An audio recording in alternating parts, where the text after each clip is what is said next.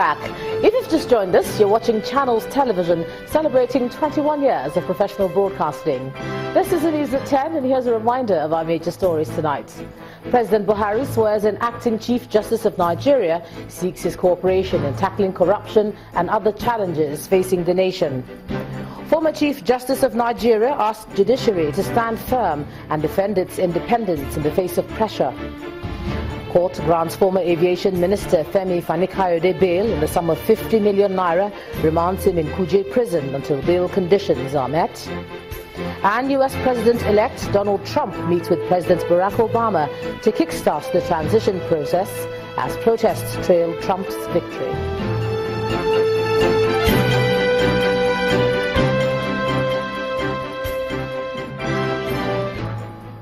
Just to quickly remind you that all our top stories are on our website, channelstv.com, and on youtube.com/channelsweb. And do log on to m.channelstv.com to view us live on your mobile device. You can also download the Channels TV app for Android, iOS and Windows phones from their respective stores. Besides the news and updates, the Channels TV app has an eyewitness feature. We encourage you to use it to share those pictures, videos or news of happenings around you. Just install the app, then tap and swipe to reveal the eyewitness menu, and then follow the instructions.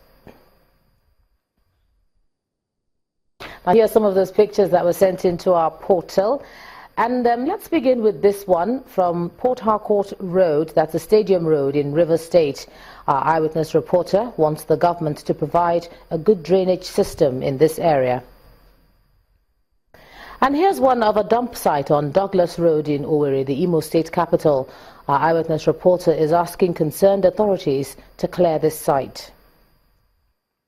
And this is the Bini Delta Road in Delta State. Our eyewitness reporter wants the government to fix it.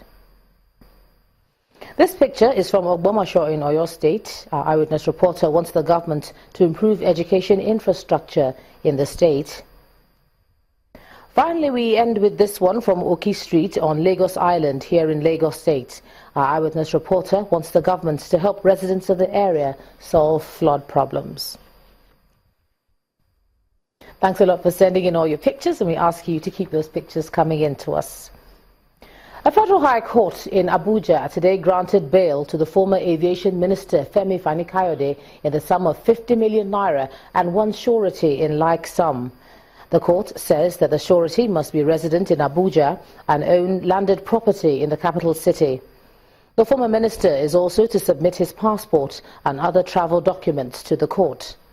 The presiding judge, Justice John Soho, in his ruling, directed that Mr. Fani-Kayode be remanded in Kuje prison until he meets the conditions of his bail application.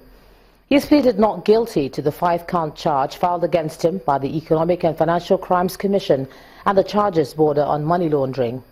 He was accused of receiving 26 million naira from former National Security Advisor Colonel Sambo Dasuki.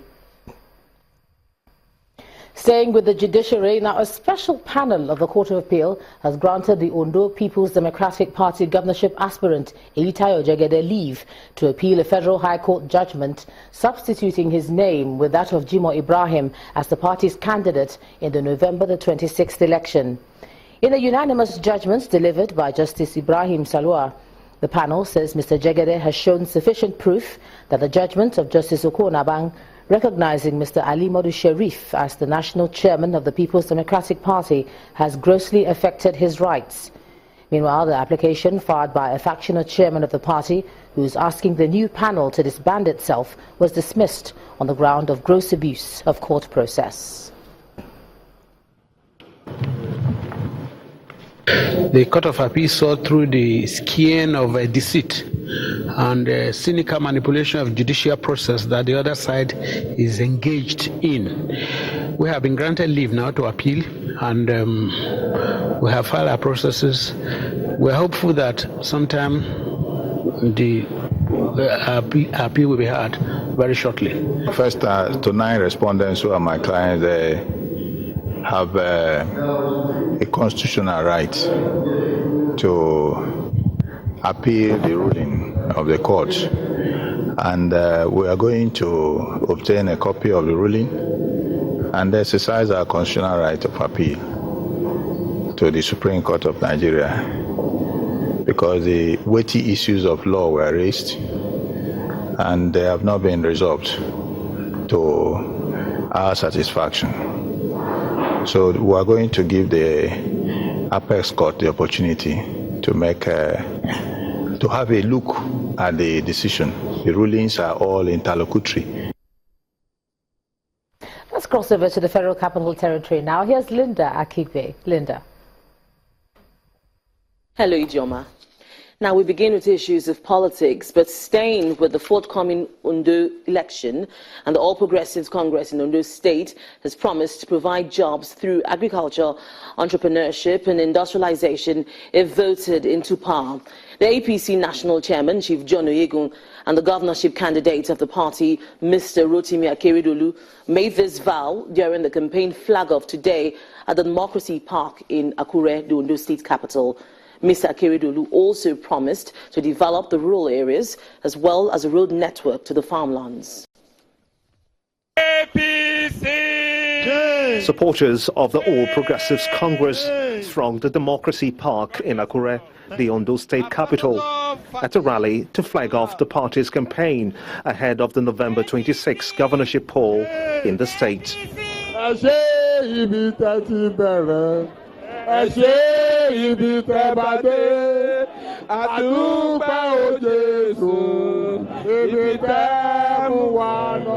Leaders of the party are also in attendance to show solidarity for the party's flag bearer, Mr. Rotimi Akeredolu. Get your PVC cards ready. Go and vote. Take your neighbors to vote. Take your friends to vote. Because, listen carefully, I don't want 50% of the votes. 60% of the votes, not enough. 70% of the votes, not enough. What is the percentage you will give me? With your permission, do you want me to hand over the flag to Aketi? You want me? The symbolic handing over of the APC flag to the governorship candidate is performed as the man of the moment gives his acceptance speech. We would start with job creation, entrepreneurship, agriculture and industrialization. We would provide jobs for our youth. With the APC kickstarting its campaign and making a strong declaration to better the lots of the people, it appears the die is cast, and it's now left for the people of Ondo State to make a choice on who becomes their next governor come November the 26th. Where is Aketi? The African Union Interfaith Dialogue has cautioned against inciting utterances by religious leaders to avoid conflict between religious groups in the continent. The forum also asked interreligious bodies to urgently implement decisions that were reached in previous conferences aimed at reducing conflicts in Africa. Leaders of various religious bodies in Africa converged on this hall to discuss how they can reduce conflicts and promote interreligious peace in the region. Between the African Union and KC. First, the head of the Civil Society Division for the African Union Dialogue Center, Ambassador Jalel Chalba, states the purpose of the conference. The primary objective of this forum is to oversee the establishment of a permanent steering committee which will link policymakers with religious leaders. In his remarks, the representative of the Catholic Archbishop of Abuja, Reverend Agatha Ogochukwu, explains the role of religious leaders in conflict resolution. There is no doubt that religious leaders of Africa have a lot to contribute to the efforts of the AU to build peace, resolve conflicts, and promote the general well-being of our people. All hands must be on deck to rid our world of conflicts and wars, especially when they claim some religious motivation and excuse. Meanwhile, the representative of the Sultan of Sokoto advised religious leaders to be careful with their utterances so as not to promote religious conflicts. There has been a lot of deliberation a lot of talking, but a little of the implementation. Therefore, finally, calls, particularly on religious leaders, to guard their utterances, to guide their flocks to the right path. It is hoped that the resolutions from this forum will proffer solutions to inter-religious conflicts that has engulfed some African states in recent times. To the National Assembly now, where the Senate today rejected the report of its Committee on Finance on the 2016 budget of the Federal Inland Revenue Service, FIRS. The lawmakers raised concerns over the increase of 25 billion naira in personnel costs, while the overhead costs of the agency also rose by 13 billion naira. The Senate President then ordered the Finance Committee to withdraw the document and give it 1 week to address the issues raised. Revenue projection. I can see that 100% everything FRS projected, you are recommending. If you go to page 2016 FRS proposed budget, everything exactly to everything up to every single naira.